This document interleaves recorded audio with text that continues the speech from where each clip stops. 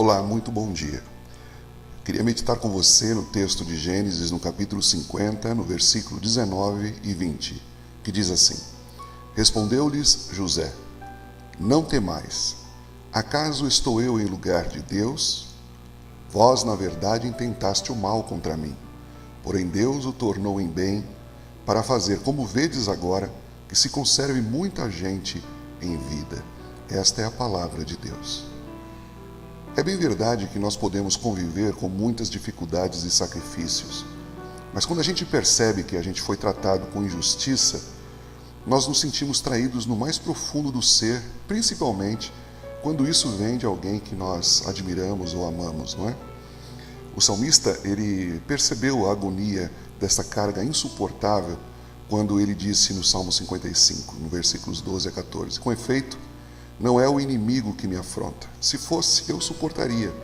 Nem é o que me odeia quem se exalta contra mim, pois dele eu me esconderia. Mas é tu, homem, meu igual, meu companheiro, meu íntimo amigo. Juntos andávamos, juntos nos entretínhamos e íamos com a multidão à casa de Deus. Quando a gente tem que mostrar maturidade como líder, a gente tem que aprender a enfrentar de forma correta as injustiças, para a gente evitar que esse processo tire a alegria e a paz, e muitas vezes pode pôr fim à eficácia do nosso ministério. Nada ilustra isso com tanta força como esse episódio que José viveu com os seus irmãos.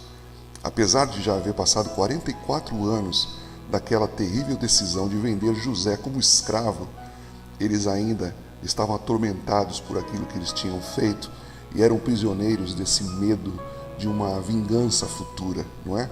Então pense bem nisso. Eles passaram metade da vida angustiados por uma coisa que haviam praticado há quase 50 anos antes. Nós não sabemos em que momento José superou essas consequências de ter sido vendido como escravo pelos seus irmãos. Mas o texto de hoje, ele nos dá algumas pistas, pelo menos em duas coisas que haviam ajudado José a superar essa crise. Em primeiro lugar, ele entendia que ele não estava no lugar de Deus e que julgar os seus irmãos era algo que não lhe competia. Os nossos juízos estão sempre prejudicados pela nossa limitada visão humana e pela nossa natureza pecaminosa. Somente Deus julga conforme a verdade. Por esta razão, não é dado aos homens o direito de emitir um juízo contra os outros. Mesmo o Filho de Deus, ele se absteve de emitir uma sentença dizendo aos judeus: Vós julgais segundo a carne, eu a ninguém julgo, lá em João, no capítulo 8, versículo 15. Em segundo lugar, José, ele tinha uma profunda convicção de que Deus estava por trás de todos os acontecimentos. Isto é algo fundamental para o Filho de Deus. Com muita frequência, a nossa primeira reação em situações de injustiça é ficar questionando a bondade de Deus, perguntando por que o Senhor permitiu, por que isso aconteceu. Passaram-se anos antes que José começasse a ver o bem que o Senhor tinha em mente quando permitiu que a tragédia tocasse a sua vida tão de perto.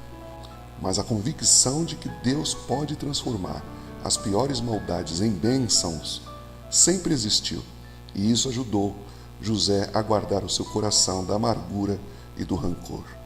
Ou seja, no final das contas, o ferido, ele podia ministrar àqueles que o haviam ferido, e isso, meus irmãos, isso é graça divina. A gente tem que aprender com José. Deus abençoe você, Deus abençoe o seu dia. Eu sou o pastor Nilson Lima.